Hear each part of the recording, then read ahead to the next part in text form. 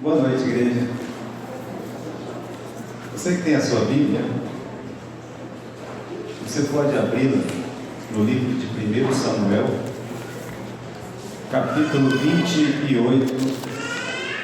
1 Samuel, capítulo 28.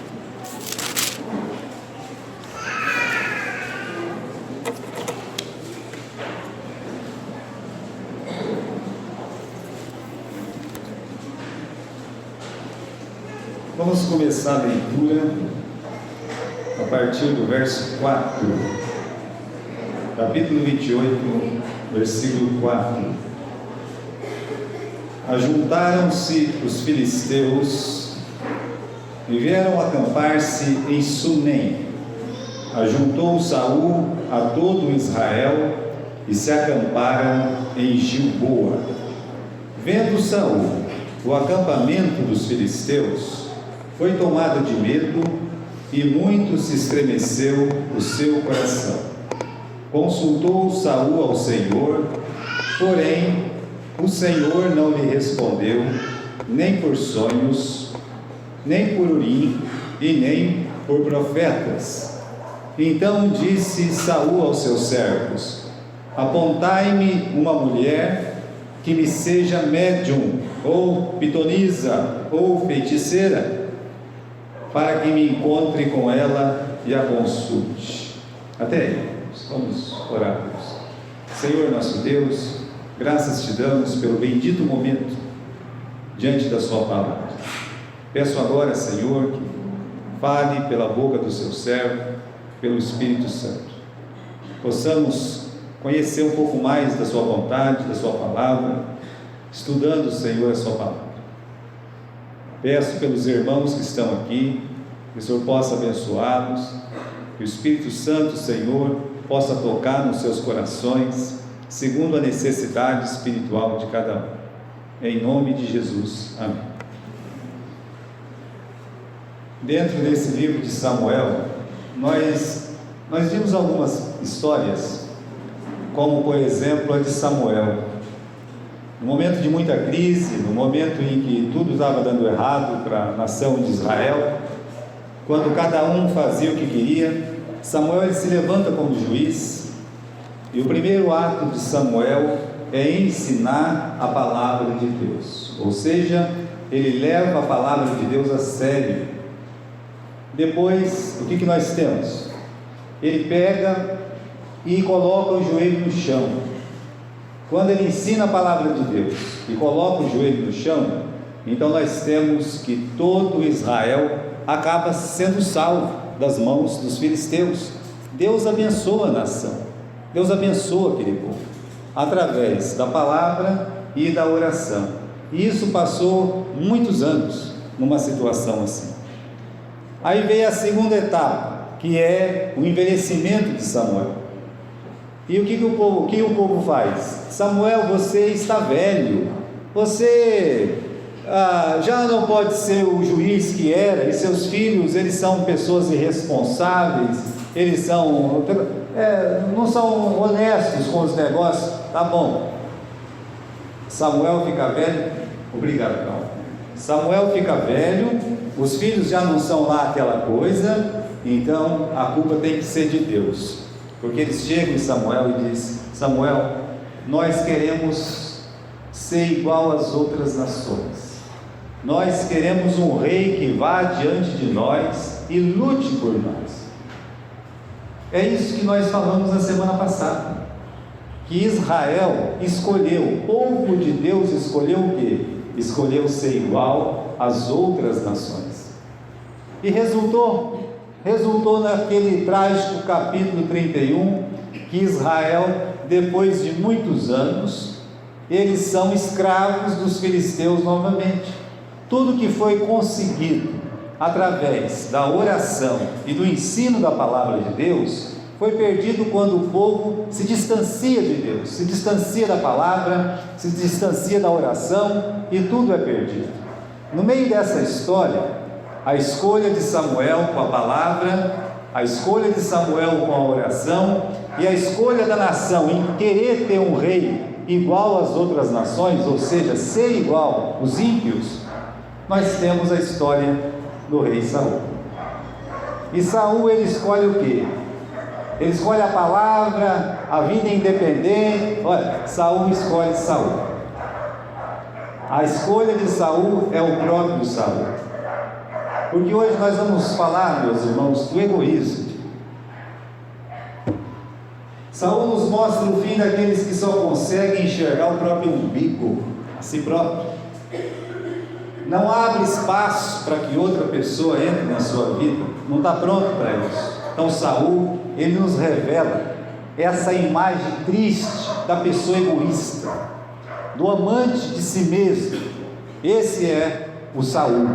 Então temos o capítulo 28, e esse é o capítulo que para mim é o retrato final do seu fracasso. Vamos ler aqui novamente o versículo 4. Ajuntaram-se os filisteus e vieram acampar-se em Sunem, e ajuntou Saul todo Israel e se acamparam em Gilboa. Vendo Saul o acampamento dos filisteus, ele foi tomado de medo, o seu coração ficou tremendo, ele consultou o Senhor não o respondeu, nem por sonhos, nem por Urim, e nem pelos profetas. Esse é o retrato final do fracasso. Você pode até pensar assim: não, pastor, o retrato final do fracasso é o capítulo 31, que é o capítulo que tem a batalha. É o capítulo que ele está lá lutando e acaba saindo correndo, ele com os seus filhos são alcançados pelos flecheiros, e ele acaba ficando encurralado, manda que alguém o mate, a pessoa não o mata, então ele tenta se matar, não consegue, e chega um amalequita lá: quem que você é? Eu sou um amalequita. Ei, acaba com essa agonia e me mata. O amalequita vai lá e pá, continua e dá um fim naquele homem. Pronto. Isso sim é o retrato do fracasso. Já a gente vê sobre isso. O retrato do fracasso está aqui, irmãos. É um homem que está com medo porque vê o inimigo. É um homem que está sozinho. Ele olha um horizonte tenebroso porque os inimigos estão ali em milhares e milhares. Ele sabe que ele não tem mais quem ora por ele. Samuel está morto. O capítulo 28 começa falando que Samuel está morto. Samuel morreu. O homem que ficava de joelho no chão por ele e pela nação, ele está morto. O homem que guerreava suas guerras, vencia as batalhas contra os filisteus, estava do outro lado, estava junto com os filisteus, porque ele mesmo expulsou. E agora ele está com medo, ele está tremendo, ele quer conversar com Deus. O Saul quer conversar com Deus, agora ele quer conversa com Deus. Vamos chamar aqui o Urim e o Tumim, cadê o Urim, cadê o Tumim? Não falou, nem o Urim nem o Tumim. As peças sagradas não falam com ele. O sacerdote até tentou, mas não conseguiu, não deu certo. Chama um profeta aí, tem que ter um profeta. Uma nação de profetas, não tem nenhum profeta. Ninguém queria falar com ele. Todos disseram: Deus não tem uma palavra para você. Mas os inimigos estão aí, mas Deus não tem uma palavra para você. Aí, versículo 6 diz que nem por sonhos, nem por Urim e nem por profetas. Quando ele sonhava, ele só tinha pesadelo. Não havia um sonho claro que haveria uma vitória ou mesmo uma derrota. Deus não fala com ele. E na falta da palavra, na falta do sonho, na falta do profeta, o que ele faz? Chama uma feiticeira. Isso aqui é o retrato do fracasso espiritual. No versículo 28, no versículo 3, Samuel estava morto. Todo Israel tinha chorado e o tinha sepultado, menos o Saul, que era a sua cidade lá em Ramá. Saul havia desterrado os médios, os adivinhos. Ele está fazendo uma coisa que ele mesmo sabia que era errado. Ele está consultando uma feiticeira. Chama uma feiticeira aí que eu preciso de uma feiticeira. Isso é o retrato pior de um homem. É um estado deprimente, meus irmãos. Olha lá. Imediatamente Saul caiu estendido por terra, depois de conversar com a feiticeira, e grandemente temeu por causa daquelas palavras de Samuel, e não houve força nele, porque não tinha comido todo aquele dia e toda aquela noite. Já não queria mais comer, está estendido no chão, ele está morrendo de medo, ele não tinha forças.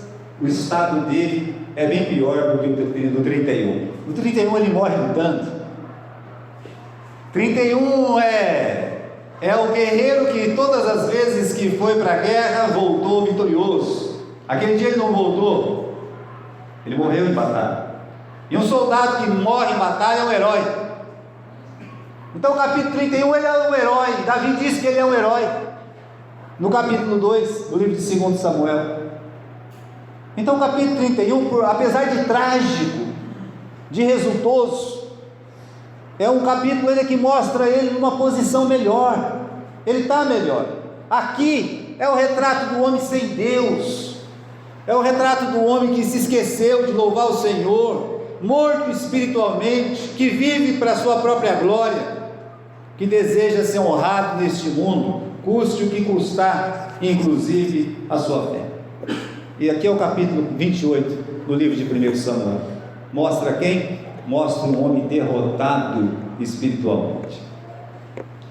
Irmãos, como nós sempre fazemos, não vai ser no caso de Saul que não vamos fazer. Saul, ele teve lá o seu começo, um começo maravilhoso. Vimos na semana passada que ele começou como uma figura proeminente, ele surge como um homem famoso, porque é filho de um homem importante, ele é um homem bonito, ele é um homem alto, ele se mostra corajoso, ele começa muito bem. Aliás, poucos personagens na Bíblia têm um começo meteórico, como é o caso do rei Saul. Ele recebe privilégios inéditos na história de Israel, inéditos mesmo. Ele é escolhido por Deus para ser rei. Ninguém foi escolhido por Deus para ser rei, ele foi. Ele tem aquele momento de intimidade com Deus, quando ele vai lá à procura dos animais perdidos do seu pai. Então Samuel encontra Samuel, e Samuel dá umas dicas para ele. Olha, você vai ficar no outeiro, você vai encontrar alguns filhos de profeta lá, todos os profetas felizes, cantando, eles estão batendo os seus tamborins. Se junta com esses profetas batendo os seus tamborins, e o Espírito Santo vai tomar você, e você vai ser um outro homem, você vai ser transformado num outro homem. É assim que ele começou. Não, quem, meus irmãos, no Velho Testamento recebeu tantas bênçãos assim para começar, privilégios assim? Vai anotando, são poucos nas Escrituras. Ouviu do próprio profeta Samuel: Deus é contigo, varão, Deus é contigo. O azeite bendito das mãos do próprio Samuel, que também era sumo sacerdote, foi derramado em cima da cabeça dele. Ele foi aclamado rei. Nós vimos isso com vivas, viva o rei. Todo o povo, a palavra de Deus diz que deram vivas ao rei. Vence a sua primeira batalha. Contra quem? Contra Naás, contra o inimigo mais temido, o inimigo que estava aterrorizando a região ali. Ele vai, ele enfrenta, ele vence. Então ele começa bem. Ele tem um lampejo do quê? De compaixão. Olha só, lampejo. Por que lampejo? Porque só foi esse momento mesmo. Aquelas pessoas que quando ele se tornou rei, falaram assim: não queremos ele como rei não, né? Daqui a pouco ele ganha a batalha contra Naás, e as pessoas dizem: cadê quem não queria ele, que nós vamos já enforcar agora? Ele diz: não, hoje é dia de festa, não vai morrer ninguém em Israel, vamos todo mundo se abraçar. A Bíblia diz que se alegraram com o rei, foram lá, renovaram o pacto, foi tudo mil maravilhas. Ele vence a sua segunda batalha, e pasme, Pasme, ele vence e ele levanta um altar para quem? Para Deus. Não começou muito bem? Não é o cara? Não é um homem espiritual, um homem desse? Até arrebatado pelo Espírito Santo ele foi. Onde o Saul se perdeu? Capítulo 15. Vamos lá, meus irmãos. Onde Saul se perdeu?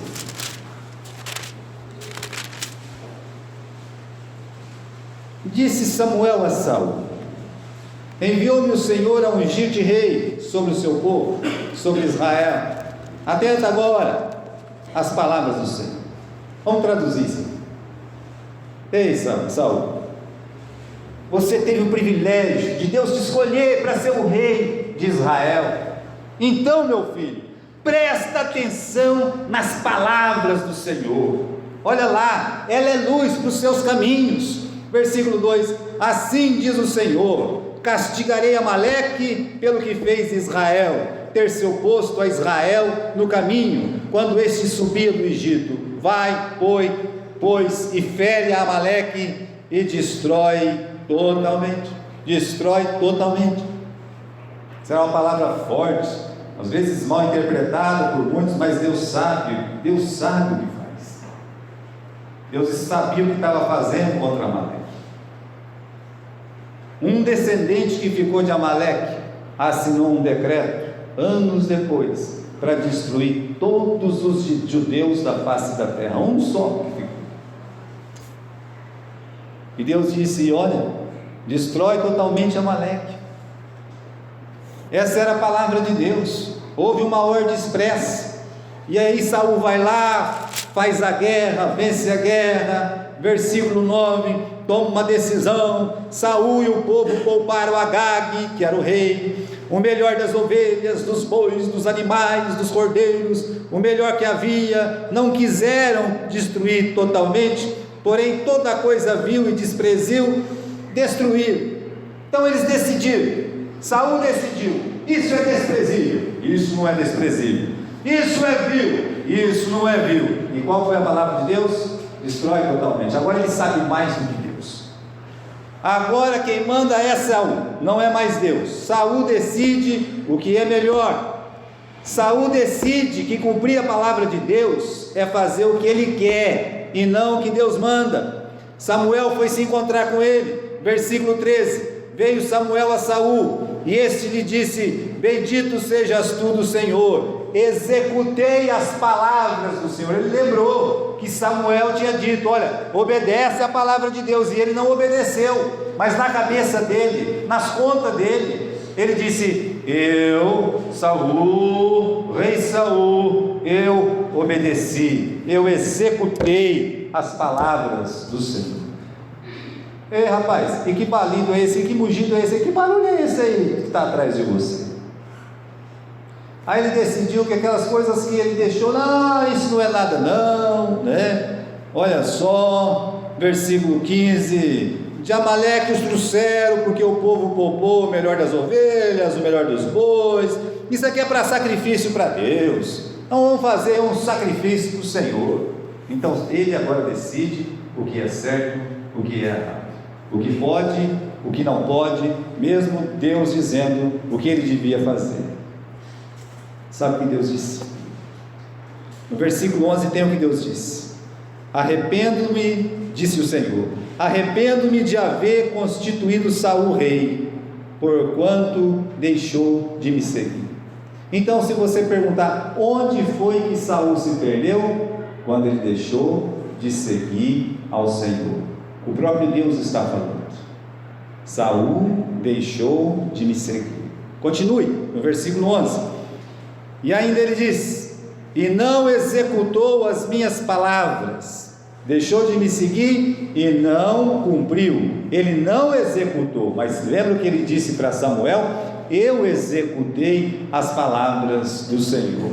Meus irmãos, é nesse momento que a vida dele vai tomar um novo rumo. Infelizmente, olha, diz o versículo 12 que Samuel madrugou para se encontrar com Saul naquela manhã, e anunciou-se aquele: já chegou Saul ao Carmelo, e eis que levantou para si um monumento. Preste atenção, esse não é o mesmo homem que você viu nos capítulos anteriores. É o mesmo homem? Não. Esse homem, ele sabe mais do que Deus. Esse homem, quando ele chega, ele não levanta um altar para Deus. Ele vai lá para o Monte Carmelo. Olha, um monte muito alto, de evidência. Nós sabemos as histórias do Carmelo com o profeta Elias. E ele sobe lá e ele edifica um monumento, ele faz um altar lá. O monumento é para quem? O monumento é para Saul. Já se vê que ele está começando o quê? Ele está cheio dele, né? É Saul, escolhe o próprio Saul. E aí Deus tem uma palavra dura no versículo 23, 22 e 23. Samuel disse: tem porventura o Senhor tanto prazer em holocaustos e sacrifícios, quanto em que se obedeça a sua palavra? Eis que obedecer é melhor do que sacrificar, o atender é melhor do que a gordura de carneiros, porque a rebelião é como o pecado de feitiçaria, a obstinação é como a idolatria e o culto a ídolos do lar. Visto que tu rejeitaste a palavra do Senhor, ele também te rejeitou a ti, para que não sejas rei. Então, nesse momento, Deus o rejeita. Nesse momento, irmãos, Samuel também o rejeita.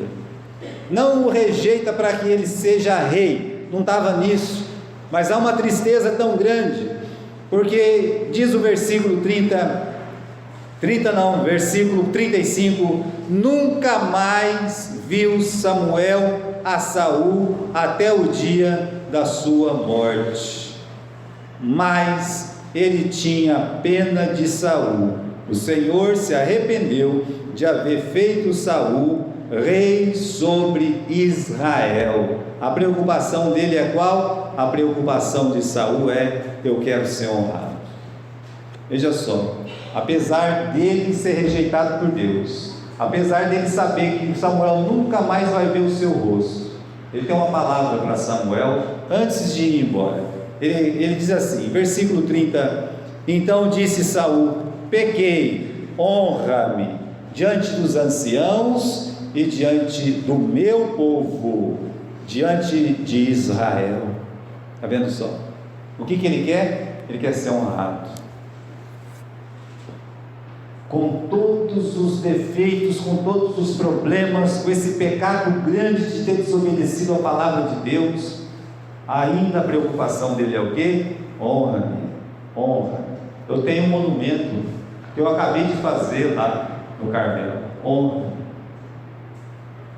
Onde Saul se perdeu? Infelizmente, Saul se perde dentro de si mesmo. Não precisa ter um trono para se perder dentro de si mesmo. Ele se torna um homem impaciente. Ele não espera o sacrifício. Ele se torna uma pessoa implicante, que fala uma bobagem, e todo mundo tem que obedecer a bobagem dele.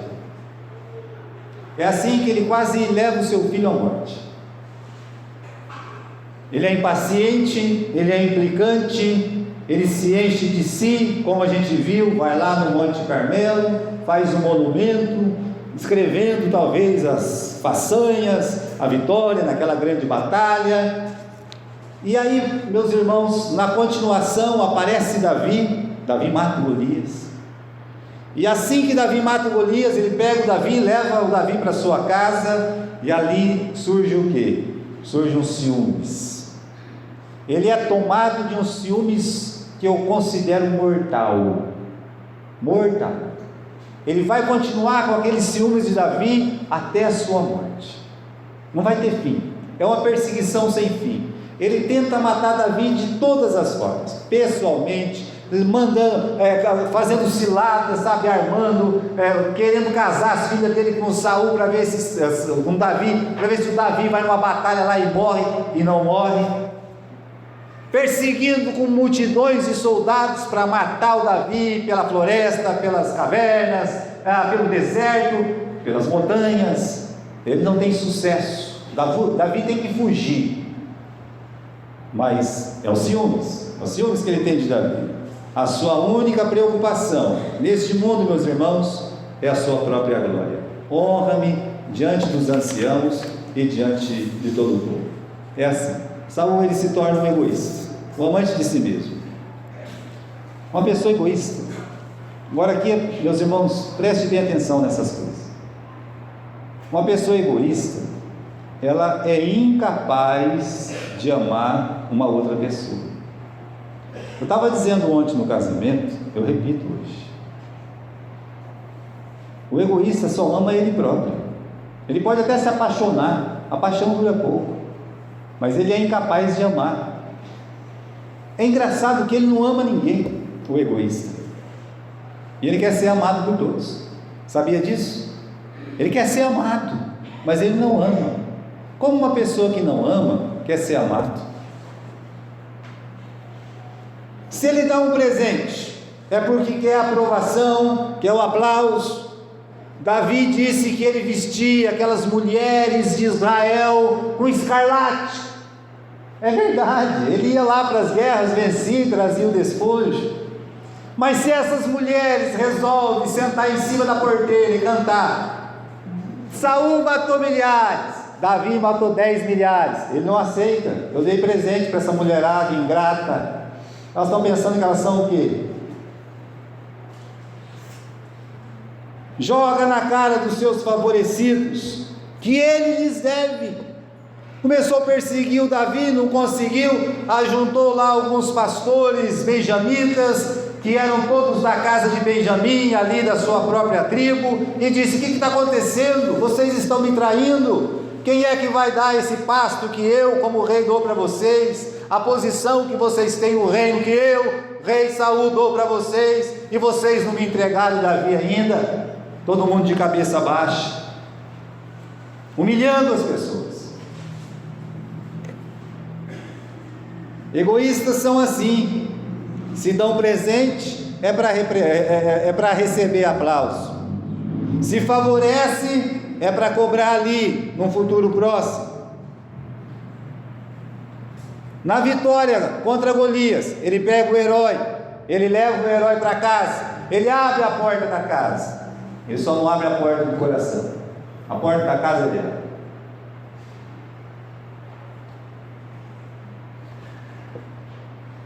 Olha, o egoísta não quer ninguém na frente dele. Por ser egoísta, o Saul se levantou e levantou a sua lança contra todos que de alguma forma pudesse trazer, assim, uma fagulhazinha de rivalidade. Queria matar Davi muitas vezes, pessoalmente, como eu disse, ou através do exército, ele tentou, mas não é só Davi. Ele tenta matar o seu próprio filho, o próprio filho.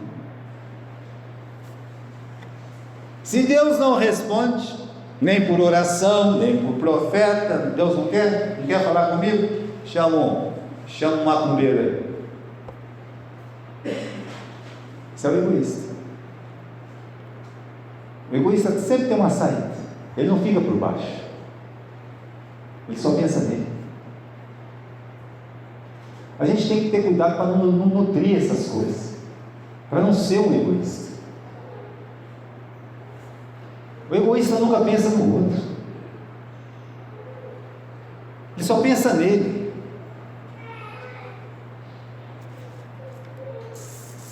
O amor por si mesmo, quer dizer, Saul escolhe Saul, Saul ama Saul, pode ser visto pelas coisas que machucavam o seu coração.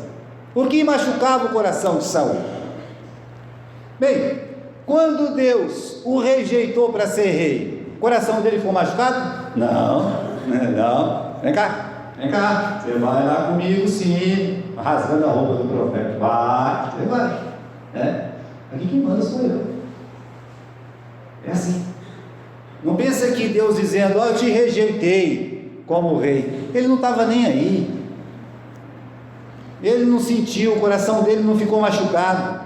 Quando Golias subia 40 dias, gritando a mesma frase: vós escravos de Saul, servos de Saul, escolhei dentre vós um homem para lutar comigo aqui.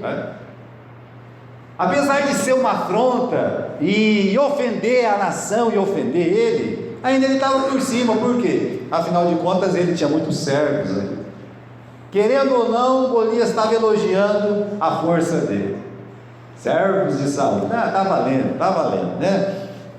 Deixa de fazer um golzinho, mas tá valendo. Quando Samuel chama a sua atenção pela desobediência, isso também não dói no seu coração. Ele não sente o coração doer. E quando é que ele se ofende? Quando é que o seu coração é machucado? Então vamos lá para o capítulo 17, para o capítulo 18.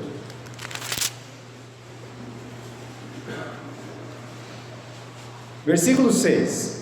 Sucedeu que, vindo Saul e seu exército, e voltando também Davi de ferir os filisteus, as mulheres de todas as cidades de Israel saíram ao encontro do rei Saul, cantando, dançando, com tambores, com júbilo e com instrumentos de música. Era um dia de festa. A volta da guerra era um dia de festa. Se eles não voltam, era um dia do quê? De choro. Elas tinham motivo para sorrir, para fazer festa. O meu irmão voltou, o meu filho voltou, o meu marido voltou, nossos homens voltaram vivos da guerra. Então elas saíam com tamborins, saíam contentes, vendo o irmão, vendo o marido, vendo o filho. E aí a mulherada não se aguentou em cântico. Saul matou milhares e o Davi matou 10 milhares. Isso aí, meus irmãos, acabou o dia dele. O egoísta, o amante de si mesmo, pessoa egocêntrica, ele não aceita isso. Ele não aceita. Aquilo acabou com Saul de tal jeito. A palavra de Deus é bem clara aqui.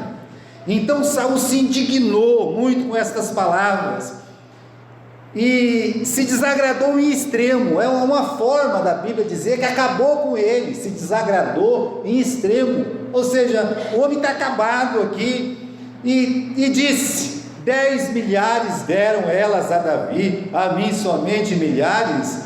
Que falta então verdadeiramente senão o reino?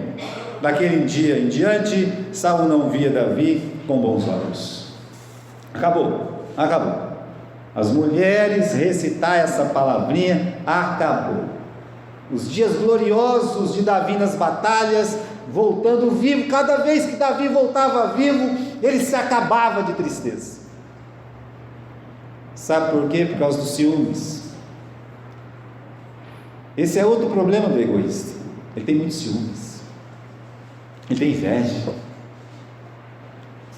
O próprio filho elogiando Davi, falando: não, meu pai, o Davi não é essa pessoa ruim que você está pensando, meu pai. Ele olha para o filho e fala: você não vale nada, tua mãe não vale nada. É o que ele fala para o Jonatas, só porque o menino elogiou o Davi. Papai, ele morreu, quase morreu para tentar nos defender lá do gigante. Acabou com o menino, queria matar o menino. Doía o coração dele que o próprio filho falasse bem do Davi. Coitado do sacerdote, Davi chegou lá correndo do Saul: tem alguma coisa para comer? Não tem, só tem aqueles pão lá da proposição. Não, serve, tem alguma arma aí, né? Não, só tem aquela espada que você matou o Golias. Serve. Pegou o pão, pegou a espada e saiu correndo. Tinha um dedo duro lá. Foi lá, contou para o Saul: olha, o sacerdote deu a espada, alimentou ele, não fez nada disso. O sacerdote não sabia de nada, coitado. Chama esse sacerdote. Chamou o sacerdote: você alimentou Davi, deu arma para o Davi? Não. Quem mais é mais fiel para o rei do que o Davi? Não, eu não estou sabendo de nada. Vai morrer. 85 sacerdotes morreram de uma vez só. Conta a história que quase mais 400 pessoas morreram na cidadinha dos sacerdotes, que eram as mulheres e seus filhos, só porque o camarada deu um bocado de pão e a espada que ele mesmo pegou do Golias. Reparei.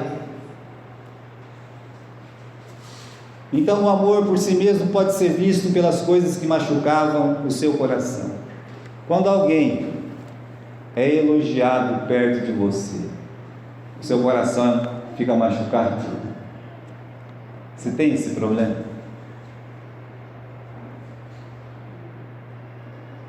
Nós temos que nos corrigirmos, dia após dia.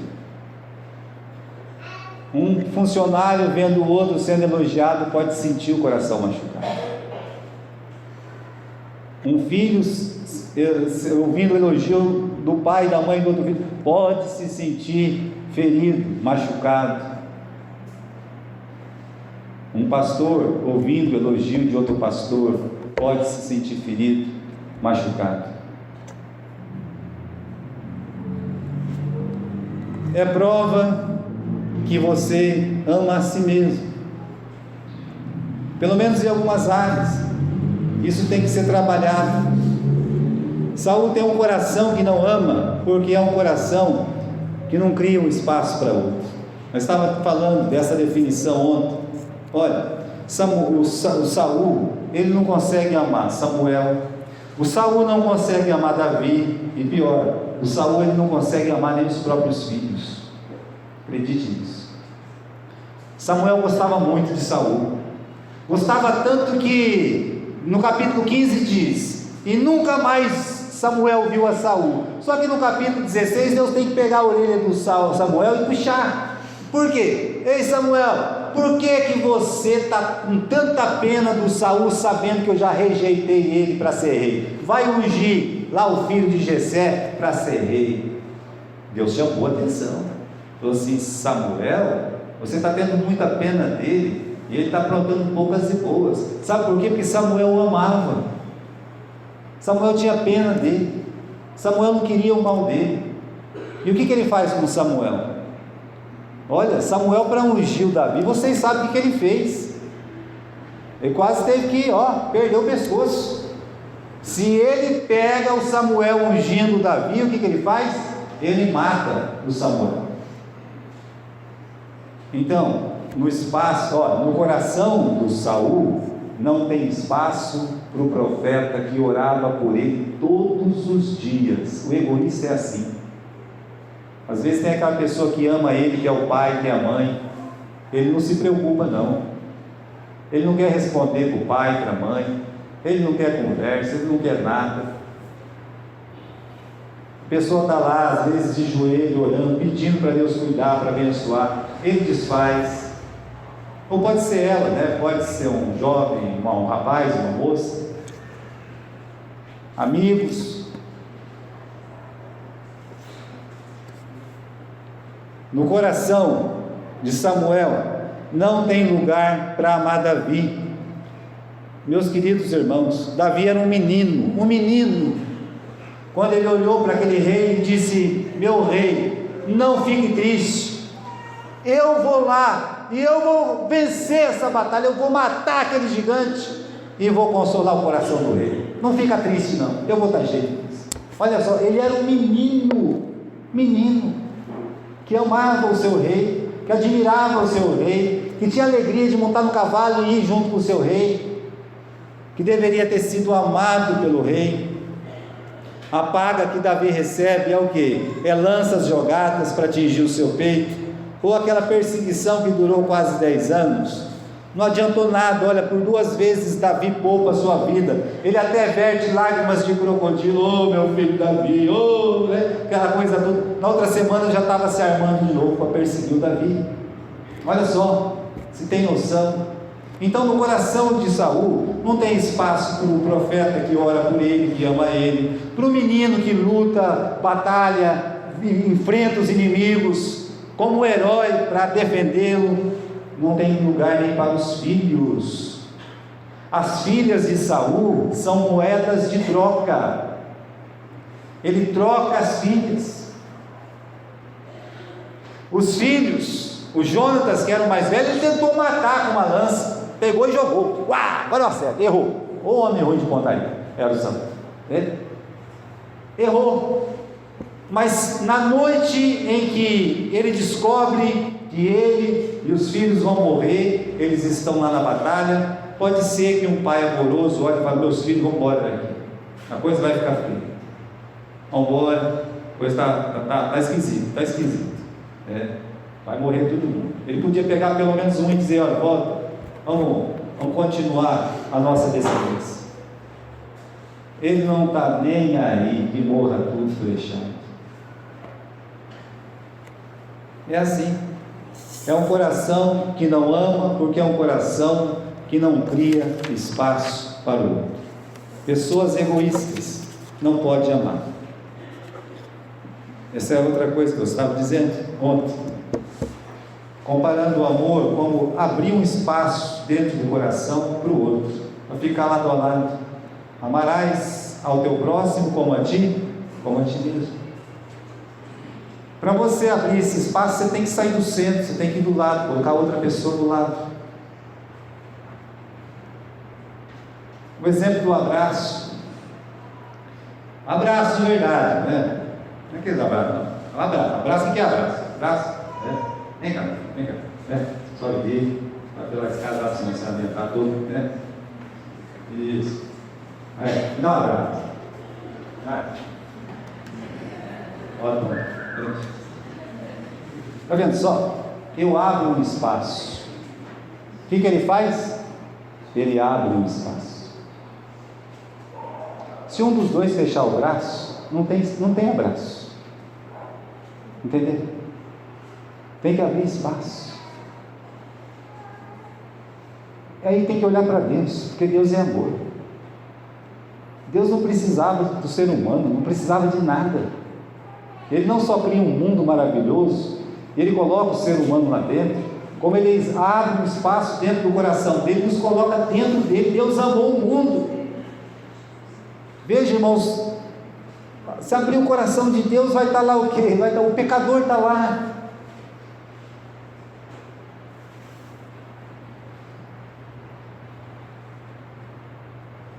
Deus nos coloca dentro dele, mesmo sabendo que somos pecadores. Essa é a prova do amor.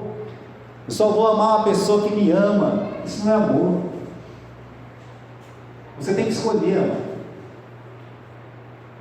Samuel deveria escolher amar primeiro a Deus. Deus tem sido tão bom para mim, me deu o reino.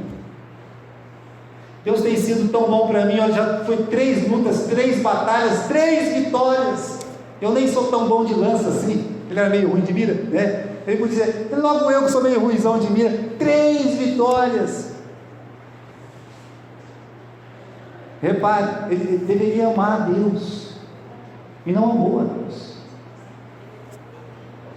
Mas Deus amava. Deus nos ama, olha, nos amou sendo ainda pecadores, com todos os defeitos do Gilberto. Deus, Ele me amou. Ele está lá, abriu um espaço, entrei dentro do seu coração. Certo que vamos negá-lo, Ele nos mantém dentro do coração dele. Se formos infiéis, Ele permanece fiel. Estamos lá dentro do coração dele. Isso é o amor de Deus. Se somos egoístas, irmãos, temos que aprender com esse amor de Deus. Nos ama até o fim. João 13:1. Tendo amado os seus, os amou até o fim. Até a última gota de sangue. Até o fim. É isso que os egoístas têm que aprender. Deixa eu dizer, o Saul, ele não nasceu egoísta. Chegou um momento na vida dele que ele escolheu amar a si mesmo. Às vezes você vê crianças pequenininhas, já está meio ruimzinha, mas não é. Você vai auxiliando, se torna uma pessoa maravilhosa. Não estou falando de cristão não, porque para ser cristão tem que se converter, se arrepender dos seus pecados. Mas às vezes você vê aquela criancinha boazinha, amorosa, traz o martelo para o pai, né? E faz isso aqui, ajuda isso, aí vai se transformando numa pessoa egoísta.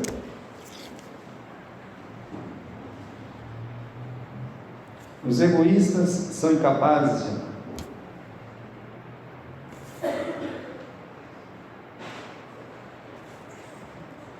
Saul não podia amar ninguém porque nunca abriu um espaço no seu coração para ninguém, nem para Deus. Ele não abriu. Vamos terminar. Vamos voltar lá para a cena final do fracasso. Capítulo 28. Esse é o fracasso. Versículo 30. Em 30? Deixa eu ver. Versículo 20. De súbito caiu estendido por terra.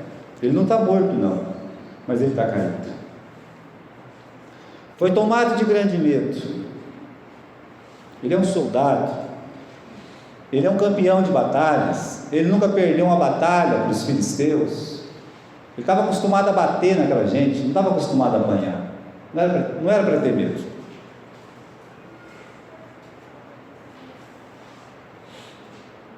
Isso aqui, irmãos, é a história de Saul. É isso aí. Esse é o final. Que ninguém quer. Está sozinho, não tem um Davi para o defender, não tem um profeta para orar para ele mais, não pode contar com um sacerdote fiel. Por que ele não pode contar com um sacerdote fiel? Ele mandou matar tudo. Ele não pode usar o Urim e Tumim, mas claro, o Urim e Tumim foi embora, o sacerdote que sobrou estava lá com Davi.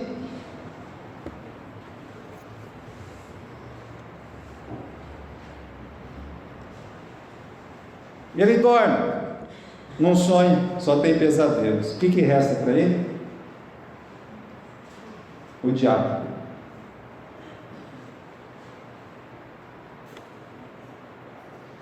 É por isso, a palavra de Deus é muito clara: amarás o Senhor teu Deus, de que jeito? De todo o teu coração, de toda a tua alma, de todas as suas forças e de todo o teu pensamento. Essa é a palavra de Deus, é o nosso dever. Amar a Deus é olhar para a cruz. Você aprende a amar a Deus quando você olha para a cruz, porque ali você vê o amor de Deus. Você aprende o que é amor. Amor é doar-se. Aí você entende: eu tenho que me doar. Me recebe, Senhor. Eu estou me entregando para o Senhor, Senhor. Me recebe. E Ele vai te receber. Por mais egoísta que seja, por mais rebelde que seja, por mais pecador que seja, Deus vai te receber. Você dizer: Senhor Jesus, me recebe, eu quero entregar minha vida para Ti. Eu sei que o Senhor morreu para me salvar, sendo eu um pecador. Ele vai te receber. E com esse amor que vem de Deus, seu coração vai se abrir para amar quem? Para amar todas as outras pessoas. Vai aprender a amar com Deus, porque Deus ama. E você quer imitar a Deus, quer ser semelhante a Deus. Saul tem muito a nos ensinar, para não ser como ele. Vamos abaixar a cabeça, vamos falar com o Senhor. Senhor nosso Deus, nós continuamos, ó Deus, a louvar o Seu santo nome, a bendizer o Seu nome. O Senhor conhece, Senhor, os nossos irmãos, o Senhor conhece esse que vos fala, e sabe quão egoístas nós somos muitas vezes. E que possamos aprender, Senhor, com Saul, a não ser como ele. A abrir o nosso coração, Senhor, a criar um espaço dentro do nosso coração para as pessoas que estão ao nosso lado, a esposa, os filhos, os pais, os amigos, os irmãos da igreja.